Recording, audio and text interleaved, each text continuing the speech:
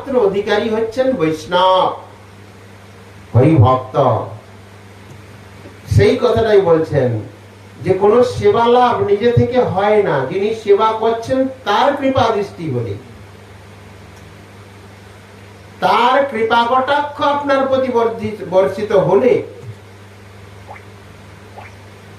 তার আনুগত্যে তবেই আপনি সেবা লাভ করতে পারবেন। তাই শাস্ত্রে বলেছেন ভক্তিস্তু ভগবত ভক্ত সঙ্গেন পরিজায়তে সৎসঙ্গ প্রাপ্যতে পুংভি সুকৃতই পূর্ব সঞ্চিতই।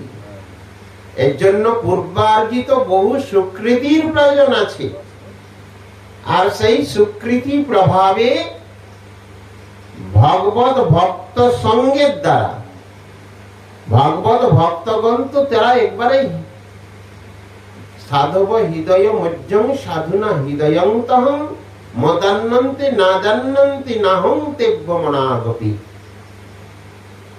ভগবান সাধুর কাছে বিকৃত, ভগবানের হৃদয়ে সাধু বিরাজমান করে, সাধুর হৃদয়ে ভগবান বিরাজিত হন। ভগবান সাধুকে ব্যতীত কিছু জানে না, আবার সাধু ভগবানকে ব্যতীত আর কিছুই জানেন না। এহেন ভক্ত ভগবানের সম্পর্ক। আপনি ভগবানকে পাবেন কোথায়? ভক্ত সেবার দ্বারাই ভগবানকে পাবেন, ভক্ত আনুগত্যের দ্বারাই ভগবানকে পাবেন। সেই কথাই বলছেন, যিনি সচিমাতা, তিনি যদি কাউকে কৃপা কটাক্ষ দেন, কিঞ্চিত মাত্র তার কৃপা বর্ষিত হয়, তিনি এই অলৌকিক লীলাবলী দর্শনের যোগ্য তিনি হবেন।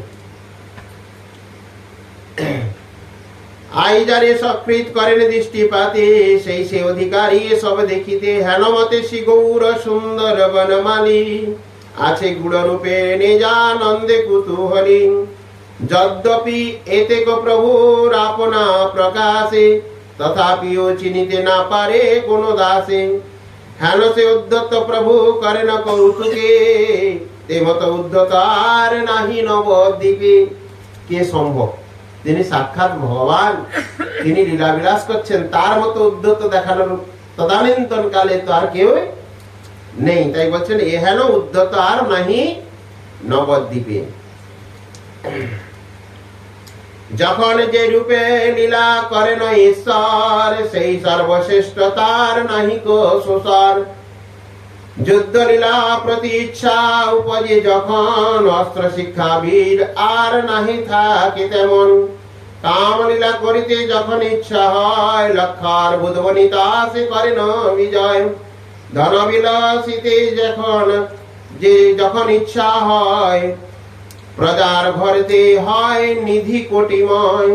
এমত উদ্ধত গৌর সুন্দর এখনে, এই প্রভু বিরক্ত ধর্ম হইবে যখনে। ভগবান তিনি যখন যা লীলা করছেন, তখন সেই লীলায় পরিপূর্ণতা প্রকাশ পাচ্ছে নবদ্বীপে। তাই বলছেন তিনি এই উদ্ধত গৌর সুন্দর এখানে এই মতো প্রভু ধর্ম তো লহিবে কেমনে। সেই সে বিভক্তি ভক্তি কণা কোথা ত্রিভুবনে, অন্য কি সম্ভবে আহা ব্যক্ত সর্বজ তাহা ব্যক্ত সর্বজনে। এই মতো ঈশ্বরের সর্বশ্রেষ্ঠ কর্ম, সবে সেবকের হারে সে তোমার ধর্ম। একদিন প্রভু আইসেন রাজপথে, ৫-৭ পড়ুয়া প্রভুর চারিভিতে। ব্যবহারে রাজযোগ্য বস্ত্র পরিধান, অঙ্গে পীত বস্ত্র শোভে কৃষ্ণের সমান। একদিন তিনি পথ দিয়ে আসছেন, সঙ্গে ৪-৫ জন ভৃত্য বা পড়ুয়া সঙ্গে রয়েছেন, এবং বসন রাজবস্ত্র আদি পরিধান, অঙ্গে পীত বস্ত্র। পীত বস্ত্র কে পড়েন? ভগবান শ্রীকৃষ্ণ। অতএব সেইভাবে তিনি পীত বস্ত্র পরিধান করে যাচ্ছেন। আর কি বলছেন? অধরে তাম্বুল কোটি চন্দ্র শিবদনে, লোকে বলে মূর্তিমন্ত এই কি মদন। অধরে তাম্বুল, অর্থাৎ তিনি পান খেতে খেতে তাম্বুল চর্বণ করতে করতে আসছেন। আর সবাই দর্শন করে কি দর্শন করছেন? এই গৌর নয়, সাক্ষাৎ মদন অর্থাৎ ভগবান শ্রীকৃষ্ণ। ললাটে তিলক ঊর্ধ্ব পুস্তক শিকরে, অর্থাৎ তিনি তো পণ্ডিত পড়ুয়াদের সঙ্গে বিদ্যারসের বিলাসে আছেন, তাই তিনার শ্রী হস্তে কি রয়েছেন? শিকরে পুস্তক, অর্থাৎ পুস্তক আছেন। ললাটে তিলক, দৃষ্টিমাত্রে পদ্মনেত্রে সর্বপাপ হরে, যার প্রতি দৃষ্টিপাত করবেন তৎক্ষণাৎ তার সর্বপাপ, সাক্ষাৎ ভগবানের তিনি দর্শন করবেন তৎক্ষণাৎ কি আর তিনি পাপ রাশি তার মধ্যে থাকবে? অর্থাৎ তৎক্ষণাৎ পাপ থেকে তিনি মুক্ত হয়ে যাবেন। স্বভাবে চঞ্চল পড়ুয়ার বর্গ সঙ্গে, বাহু দোলাইয়া প্রভু আইসেন রঙ্গে, দৈবে পথে আইসেন পণ্ডিত শ্রীবাস, প্রভু দেখি মাত্র তান হইল মহাহাস। কেন হাস হইল? কেন হাসছেন শ্রীবাস পণ্ডিত?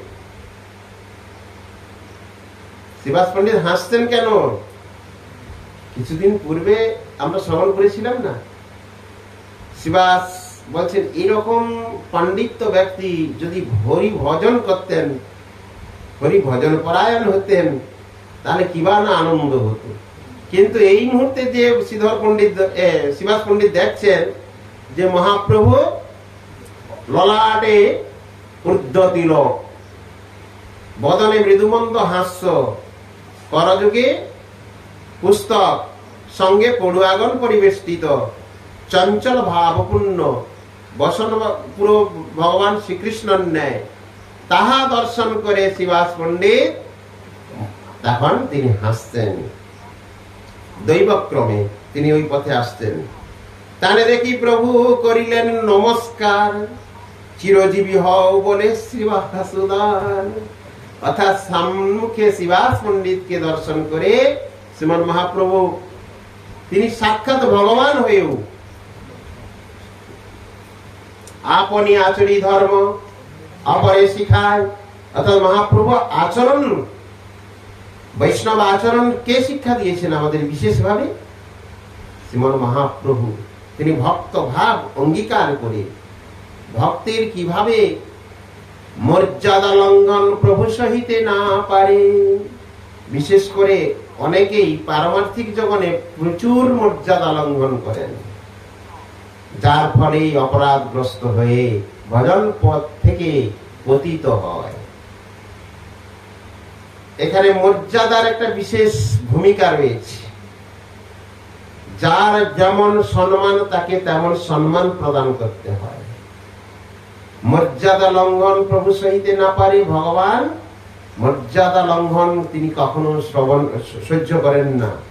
তিনি সাক্ষাৎ শিক্ষা প্রদান করছেন। সম্মুখে শ্রীবাস পণ্ডিতকে দেখে তৎক্ষণাৎ শ্রীমান মহাপ্রভু তাকে প্রণাম করছেন। আর এদিকে এখানে বৃন্দাবন দাস ঠাকুর কি বলছেন? এখানে একটি ভাষা প্রয়োগ করেছেন, যে একটি কথা, চিরজীবী হও বলে শ্রীবাস উদার। শ্রীবাসকে উদার বলেছেন কেন বৃন্দাবন দাস ঠাকুর? যে শ্রীবাস হচ্ছে কি ভক্ত তত্ত্ব, ভগবান হচ্ছে ঈশ্বর তত্ত্ব, সেই দিক থেকে তিনি উদার বলেছেন। কিন্তু এই লীলা পুষ্টির জন্য তিনি কি করলেন না, যখনই ভগবান গৌর হরি শ্রীবাস পণ্ডিতকে প্রণাম করছেন, শ্রীবাস পণ্ডিত তৎক্ষণাৎ কি বলছেন? চিরজীবী হও, আশীর্বাদ করলেন। হাসিয়া শ্রীবাস বলে কহ দেখি শুনি, কতি চলিয়াছ উদ্ধতের চূড়ামণি। চিরজীবী হও বলে তারপর শ্রীবাস বলছেন, জিজ্ঞাসা করছেন কহ দেখি শুনি, কথি এই উদ্ধত ভাবে তুমি কোথায় চলছ? কৃষ্ণ না ভজিয়া কাল কি কার্যে গোয়াও, রাত্রি দিন নিরবধি কেন বা পড়াও। কোথায় যাচ্ছ উদ্ধত ই দেখে বলছে। তারপর বলছেন কৃষ্ণ না ভজন করে, সেই হরিভজনকারী ব্যক্তির কাছে কোন ব্যক্তি গেলে কি বলবে? হরিভজন করার কথাই তো বলবে। তার নিত্য মঙ্গলে যেখানে নিহিত হয়ে আছে, এই অনিত্য বস্তুর প্রতি অভিনিবেশ ত্যাগ করে সে যদি নিত্য বস্তুর তার নিজের স্বরূপ উপলব্ধি করতে পারে, নিজের স্বরূপে প্রতিষ্ঠিত হতে পারে। কারণ অনর্থের এক নম্বর অনর্থ হচ্ছে যে স্বস্বরূপে অপ্রাপ্তি। আমরা আমাদের যতক্ষণ না স্বরূপ উপলব্ধি করতে পারবো ততক্ষণ ভজন রাজ্যে অগ্রসর হতে পারবো না। তাই স্বস্বরূপ যতক্ষণ না জাগ্রত হবে, তাই বলছেন যে তুমি এত কেন পড়াও, পুঁথিগত বিদ্যা নিয়ে, পাণ্ডিত্য নিয়ে এত পড়াশোনা করার কি বা প্রয়োজন? হরিভজন তো শ্রেষ্ঠত্ব, তুমি হরিভজন কেন করছো না?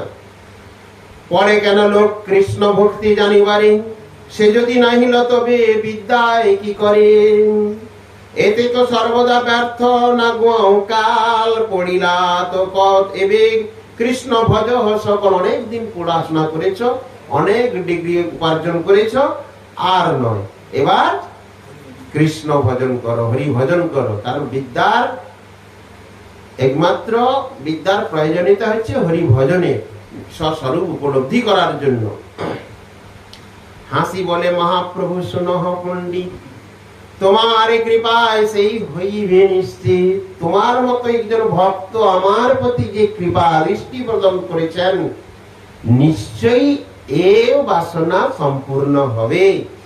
কারণ একদিন এটাই নিশ্চিত যে আমি হরিভজনে রত হবনি। তাই গৌর ব্রহ্মানন্দে এত বলে মহাপ্রভু হাসিয়া চলিল, গঙ্গা তীরে আসি শিষ্য সহিতে মিলিল।